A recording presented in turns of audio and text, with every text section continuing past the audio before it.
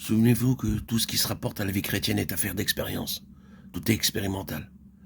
Tout ce qui touche au Seigneur Jésus est par essence un fait d'expérience. La doctrine n'y est pour rien. Ce n'est pas une question de credo. Accepter certaines déclarations doctrinales ne nous met pas en relation avec le Seigneur Jésus. Jamais un article de credo ne produira ce résultat. Nous ne devenons pas chrétiens en souscrivant à certaines doctrines, en adhérant à une profession de foi orthodoxe, ou en croyant telle ou telle chose au sujet du Seigneur Jésus.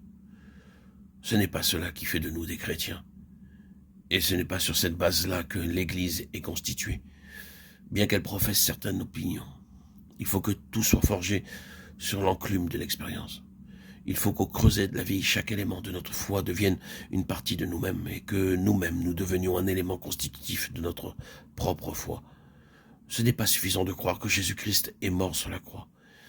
Il faut que ce fait objectif entre dans notre vie personnelle, devienne une expérience et se révèle un puissant générateur, une force capable d'actionner tout notre être. L'Église n'est pas mise sur pied par la vertu de certaines déclarations doctrinales. Vous ne pouvez pas réunir votre monde et leur dire « Voici quelques considérations qui sont parfaitement saines. Nous allons constituer notre Église sur cette base. » Mais non, l'Église n'est que là où la vérité a été assimilée, suivant un processus interne qui en fait quelque chose d'expérimental.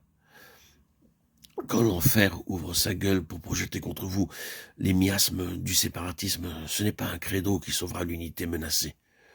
Le credo le plus ultra-évangélique n'a jamais réussi à assurer la cohésion d'un groupement quelconque. L'unité de l'esprit se forge d'autres façons. C'est le produit d'un travail de Dieu au-dedans de nous.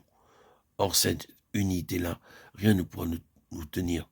Rien ne pourra tenir contre les esprits de division et de schisme qui se donnent libre carrière. Il faut que tout ait son assise, non pas dans la doctrine ou la profession de foi, mais dans l'expérience. Quand on est là, on n'est pas loin du roc sur lequel Dieu peut construire. Ce n'est pas difficile de chanter des cantiques évoquant Christ tout en tous, et de se croire arrivé au but parce qu'on peut s'associer mentalement aux paroles qu'on articule comme à quelque chose d'objectif. C'est une toute autre affaire d'en arriver là sous la pression d'une expérience personnelle. Il y en a beaucoup qui peuvent dire aujourd'hui, oui, c'est juste, Christ, tout en tous et en tout. Mais demain matin, pour peu que vous les touchiez à quelques places sensibles où leurs préférences entrent en jeu, ils vous donneront la preuve qu'en ce qui les concerne, Christ n'est pas tout en tous. Ce n'est pas le chemin de l'expérience qu'il faut en venir là. Que Dieu nous accorde la grâce d'y parvenir.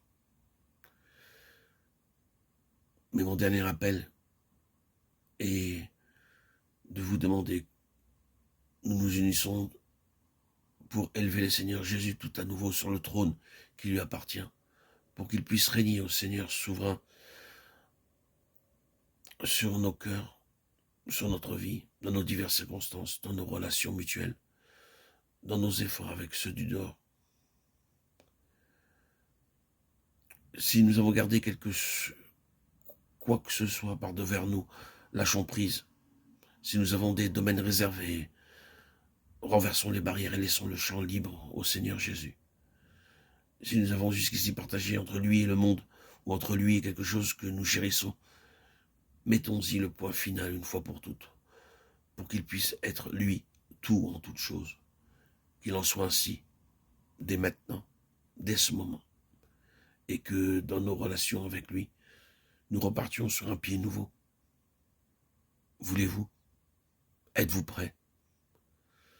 Demandez-lui de briser jusqu'au lien le plus tendre qui fait obstacle à ce qu'il soit tout en tous.